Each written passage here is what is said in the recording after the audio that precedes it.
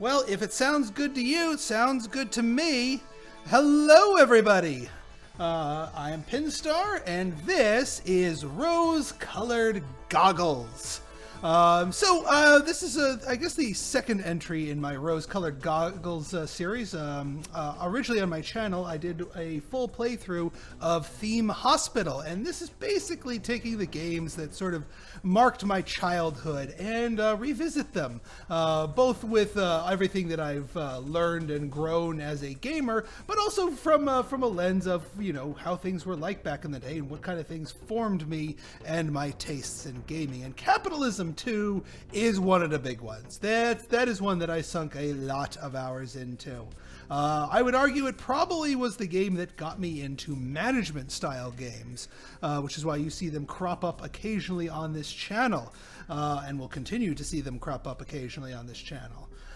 So let's dive right in. Now, I'm going to approach this with the assumption that nobody here has ever either heard of or played this game, so I will explain the basics along the way, so you guys have a little context to what you're seeing and what I'm doing and why I'm doing it and what have you. Technically there's multiplayer. I could never get it working then. I don't know if you can get it working now, but I'm sure some people with mods would be able to do it. But that's not why you play. It's a single player game, really. Now they do have a campaign mode here, but I'm not so much with the pre-scripted scenarios. I like, you get thrown into a sandbox and you're just there to make money. So let us go to a custom game. As you can see, I've already picked out my corporate color, my corporate logo, and my portrait. This is, I guess, the best rendering of me that I can find.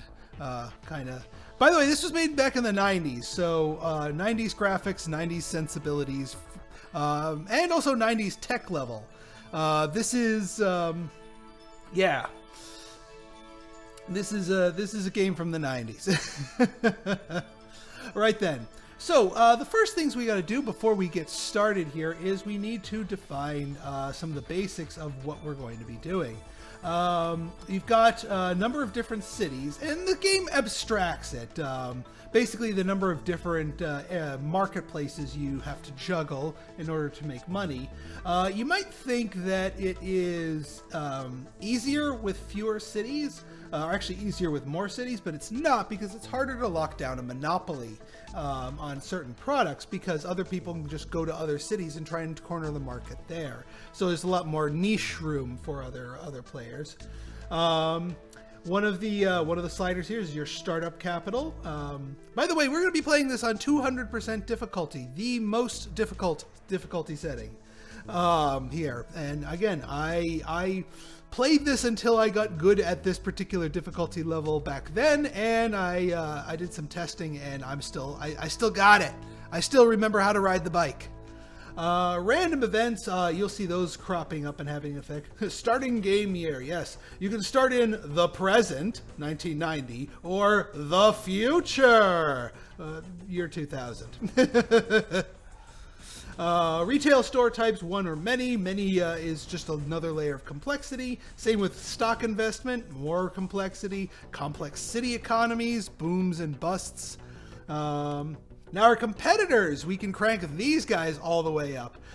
Maximum number of AI competitors, 10. So there's going to be 11 of us duking it out in various sectors here. They get honey bunches of starting capital. They are extremely aggressive. I know. Such forward thinking. Now this one right here, competitor expertise level. This one's actually probably the most powerful. I know, where is our flying cars? Darn it. The expertise is probably one of the most powerful things that my competitors have that I do not. Expertise is basically, well, and I'll show you in game, there are different skill levels that your workers can be at from on a scale of 1 to 9. And obviously the higher their skill, the more productive they are. Now, you can spend money and time to train them up, but people with an expertise level, their workers start at whatever level their expertise is. So basically, someone with a mastery and expertise in, say, farming, any farmers they make will start producing top quality products right off the bat, which is something we don't. We have to start with the local high school dropouts and train them up from there. Show competitor trade secrets? No, that just means we can't see the inner workings of our competitors. And the competence of local competitors. I'll explain this a little bit more. Lastly, we got imports. Now, you have to keep in mind, this is a game that was not, knee deep in globalization, but it recognized the fact that there was international trade. And made them available, even if they were not necessarily a central aspect of the economy. But that being said, they generally made things a little easier, having cheap imports from overseas that you could resell in your stores for a quick profit. This, because we're on the hardest difficulty setting, turns off all of it. So no imports, period. No raw material imports, no finished good imports, nothing. So, at our 200% difficulty, let's get started.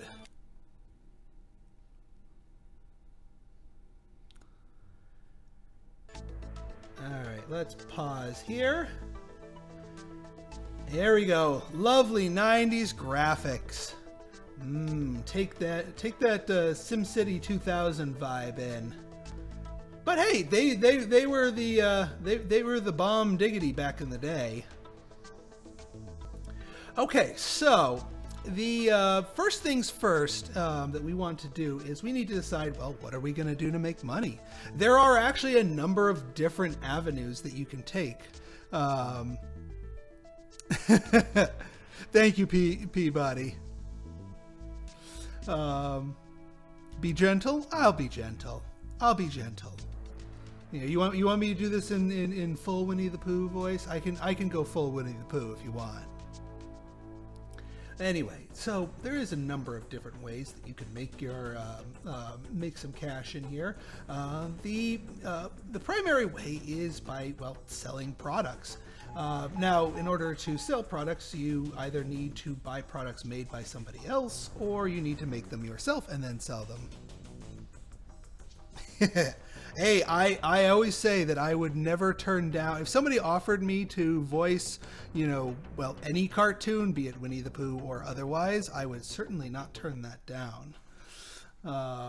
Just saying, if anyone out there works in voice acting, I'm totally game for that. Anyway, so we could, let's see here, where are we? And there's a lot of complexity to this game. So there's a lot of nooks and crannies that I'll be taking you around here. But our primary start here is the manufacturer's guide.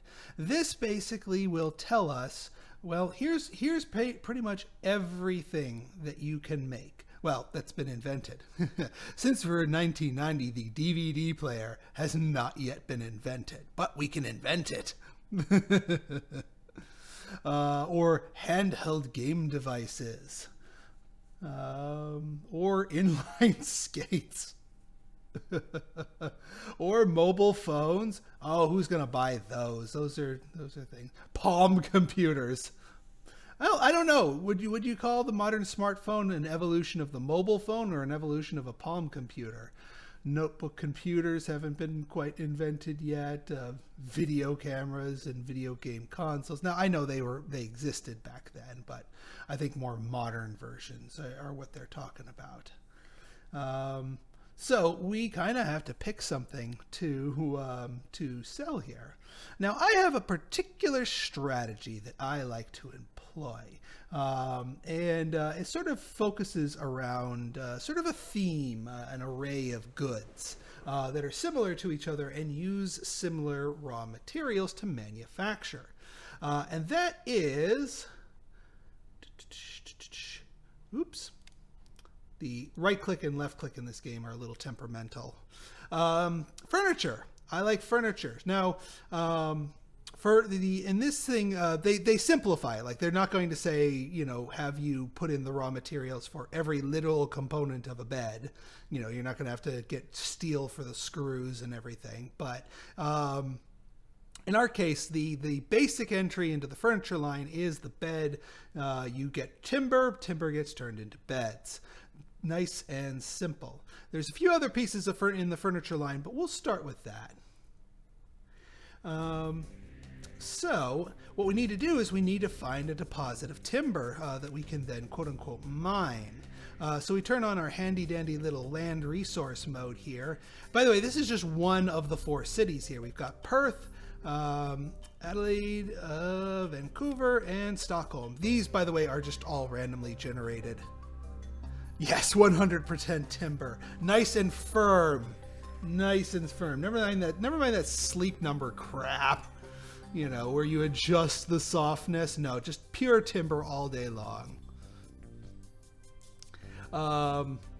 So what we need to do is we need to find a good timber deposit. Now, what makes a good timber deposit? Well, deposits are made up of 2 different things. You've got reserve, which in this one is a 94, and quality, which is a 47. All of these, by the way, are on a scale of 1 to 100. The reserve is basically how much of it is left there. Yes, they will eventually deplete over time, but new reserves are found, quote unquote. And then the quality is just how good the wood is. This 47's kind of iffy. This is kind of like, your cheap pine. Yeah, it is functionally wood, but it ain't that good. So let's find a different deposit. Let's hope we have some other tim. Ooh, that's not bad. Reserve 60, quality 71 is better. As you can see, the land cost is adjusted for how good the mix of resources are here. But let's just look at all of our options before we make an informed decision here. Let's see. Your timber deposit has... Ooh... Quality 80, reserve 89. Now that's some high stuff, but that's also very pricey. The land cost by itself is $9 million, and we only start the game with $10 million. Now we can take loans and such, but it's going to push us into a cash crunch. And last but not least, we've got Vancouver. I think Vancouver might be without a proper timber deposit, at least at the moment anyway. So we don't have a... Yes, I know this. They had to do some tinkering to the timing of this game, because originally the game was timed to your CPU cycles. So like all the simulation ticks would run every time your whole computer did a simulation tick, or did a CPU tick. And on computers back then, that would give you a fairly even speed of play. But on modern computers, it just goes hyper. And they were able to get all the actual simulation to sort of take a more sensible speed, but I think the icons, they never quite fully tamed the icons.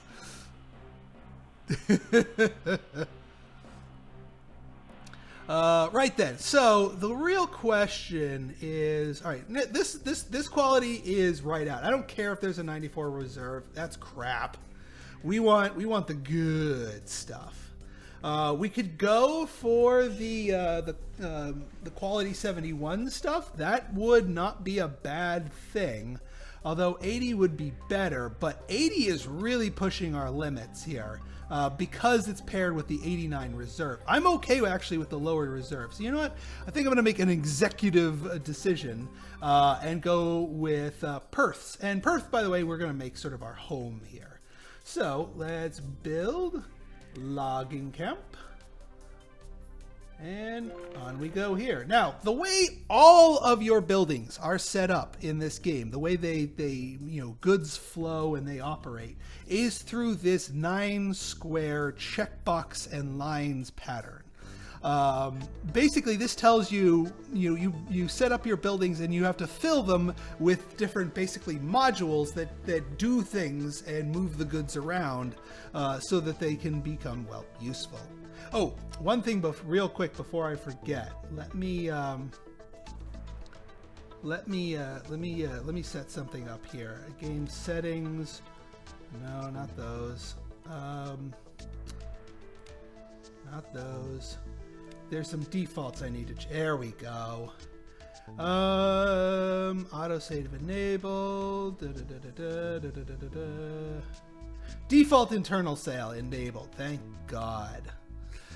More on that in a moment.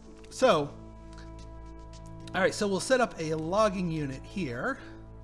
So that logging unit is going to start cutting down trees. Now it's going to start collecting trees, and I'm going to give it an inventory unit here to store them. Inventory can hold a lot more goods than the logging unit. And then we go to a sales category. And yes, despite the picture of a sales clerk here, this is not them actually. We're not just selling raw lumber to the public here. This is going to be sales. Basically, it's how buildings sell or send goods from one thing to another. So we will unpause here for a little bit. There we go. So it's going to slowly tick up the timber as it cuts down trees and then add some to the inventory. And then the inventory will pass some to sales, and sales will make it available. Now, the thing that I adjusted is this internal sale I made default. Now, you can, and this is a viable strategy, you can just make raw materials or just manufacture goods, but don't actually retail sell them. You just make the bulk goods and other companies buy them from you, pay you for them, and then they go and hawk them on the retail. So you get the profits from all the manufacturing, and they get to spend all the money on advertising and fight with each other to try and corner the market with your goods. So that's a definitely viable strategy. That's not the strategy I'm going to be taking here, but it is a viable way to play it as just a pure manufacturer. Likewise, you can play as a retailer where you don't make your stuff, you just look for people that manufacture stuff and sell their stuff, and try and get yourself into the right markets and get your advertising up and what have you. Right then, so we've got timber available. Now the other thing is you can set the price per unit of these things, and we can see that it's obviously dirt cheap because lumber is lumber. It's kind of dirt cheap compared to, and this is pretty much for every log. Just so that I can get my internal cost calculations correct, I'm going to set this down here. It doesn't really matter because when one of my firms buys this timber, it's going to be buying it from my logging camp, so I'm going to get paid either way. It's just a matter of who gets to show the profit. But it helps me understand the true cost of setting up these goods. Right then. Oh, one other thing I wanted to do here is the stock market here. Now, an interesting aspect to this game is that as far as how much wealth you have, there's two different measures of this wealth. There's the measure, obviously, of how much money your company has, and obviously if that runs out of money, you're going to have to either find a way to either issue no stock to get a bank loan, or you'll go bankrupt. But there's also you, the person. So Pinstar, the person, the individual, owns 50% of Pinstar Productions. As you can see up here, I own 50%, and I, Pinstar, start out with $1 million, a small loan of $1 million. And since our stock price kind of took a dip, and I kind of want to invest in our own company more, I'm going to go ahead and buy some stocks as me. So that sent the stock price shooting up a little bit. Whenever anybody makes a large scale purchase. that's going to affect the stock price, and then it'll normalize. So now you can see here, Pinstar owns 55% of our company, and the public shareholders own 45%. Other companies can buy you. You can do hostile takeovers. You can get into bidding wars with them. And there are some companies that don't actually build, they don't manufacture, they don't retail, they just make their money on the stock market. They just simply play the stock market. It's a viable strategy. All right. So we've got our logging camp. So now we've got to turn it into beds. We also need to figure out where are we going to sell these things.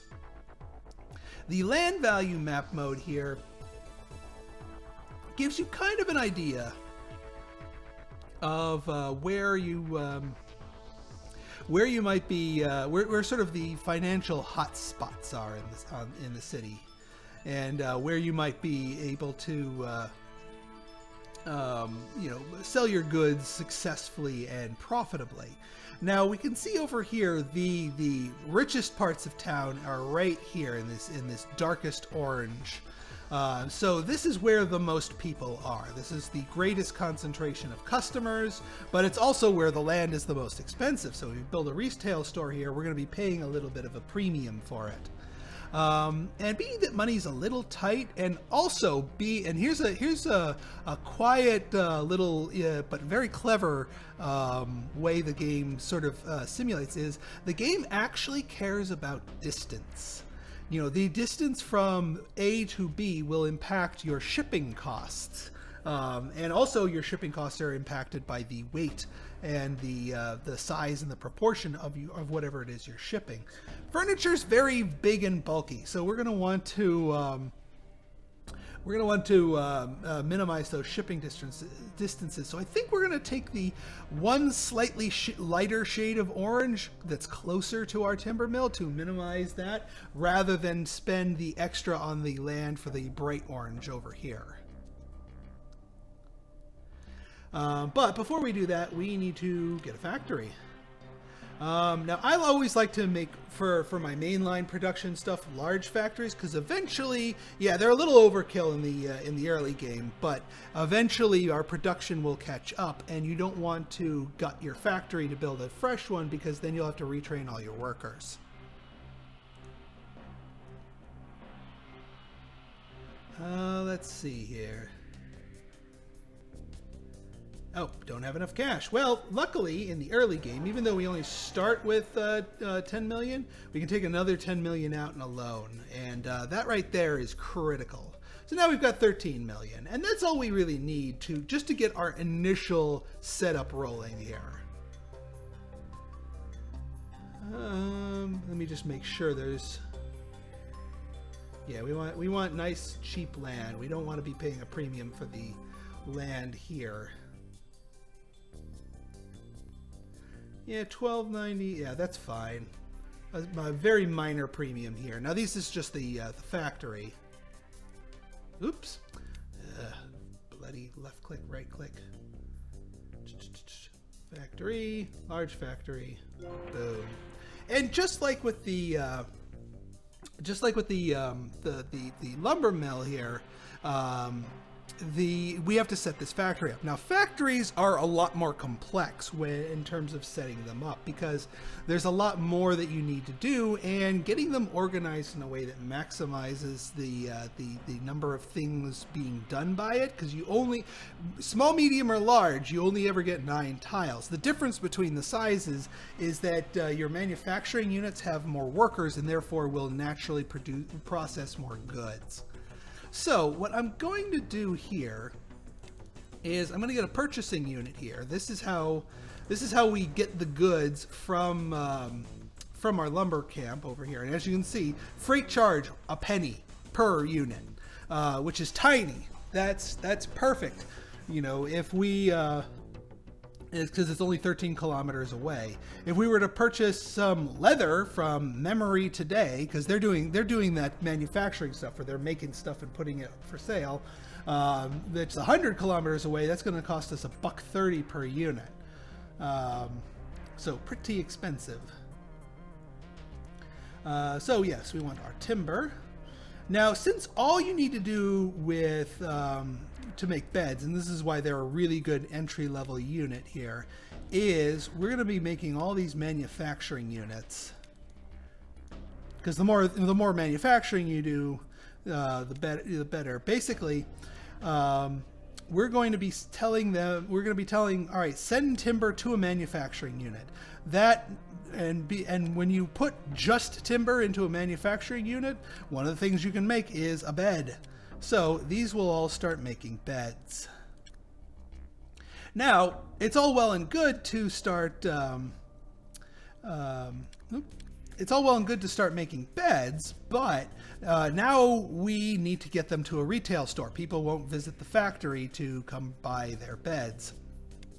So we need some sales units. And because of logistics, we can't just get away with one sales unit.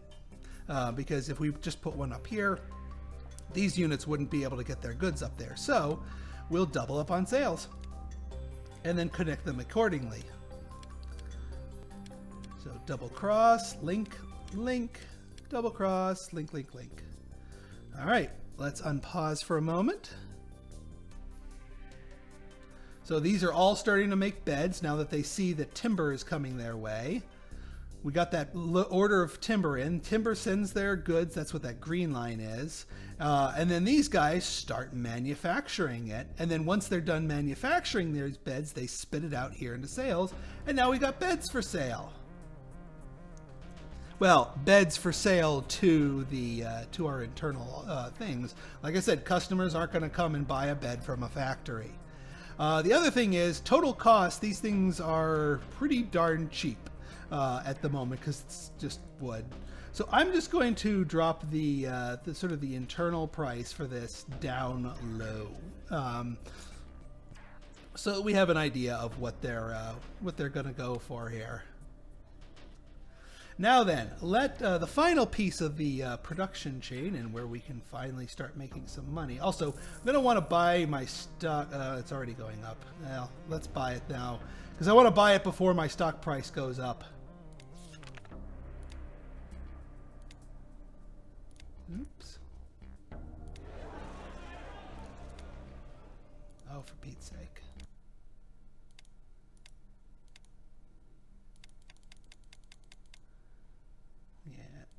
Going to make me buy like 94, and then it doesn't handle the fractions very well. We basically want to dump all of our money into our own thing. So we now own 60.94% of our own company. That protects us from being taken over, by the way. Because even if some other hostile company comes in and buys the rest of our shares, they will not have a controlling portion.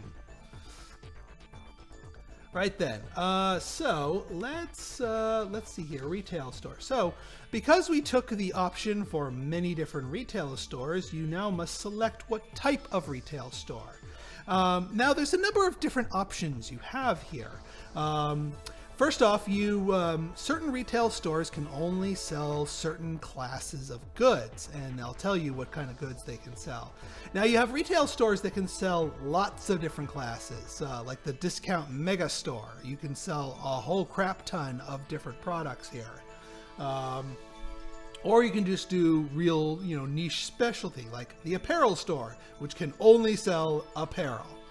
Now the difference here is that you get flexibility with these bigger ones, but they don't quite have as big of a draw as the specialty stores. The specialty stores have much more restrictive product line allowances, but you then you get a little bit of bonus to your to your customer draw. So because we're going down the line of furniture, I think it's a good idea to go down the line of furniture store. And now we just need to find a place to put this thing. Hopefully one that does not demolish houses. We want to find a good solid, we want to find a really good solid place here. You can't demolish any of the big buildings. The little houses you can pay extra for.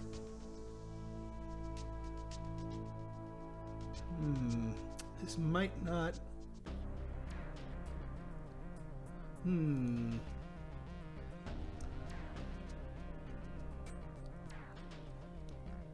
Alright, let's hang on, let's... Oh, there's a patch of it right here. Maybe we can sort of zero in on that. Actually, yeah, this is a nice little patch right here.